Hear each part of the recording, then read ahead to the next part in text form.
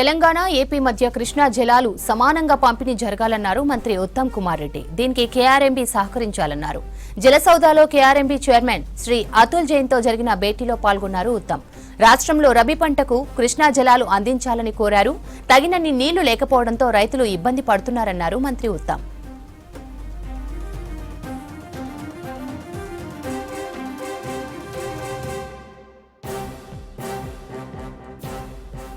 ఇక దీనికి సంబంధించి మరిన్ని డీటెయిల్స్ శ్రీశైలం అందిస్తారు. శ్రీశైలం, కేఆర్ఎంబీ చైర్మన్ తో మంత్రి ఉత్తమ్ భేటీపై అప్డేట్స్ ఏంటి?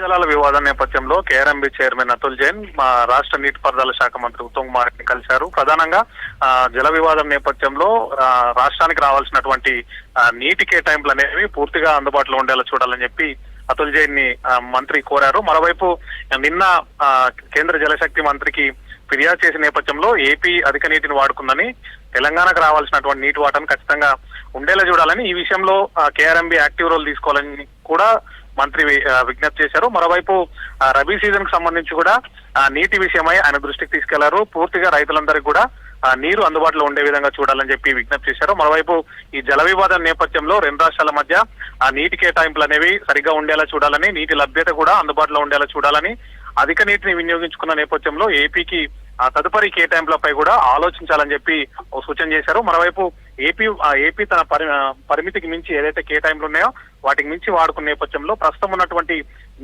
నీరు, దానికి సంబంధించినటువంటి అంశాలను పరిగణలోకి తీసుకొని తెలంగాణ రైతుల ప్రయోజనాలను కాపాడాలని చెప్పి ఆయనకి విజ్ఞప్తి చేశారు. Right Srisailam, thank you.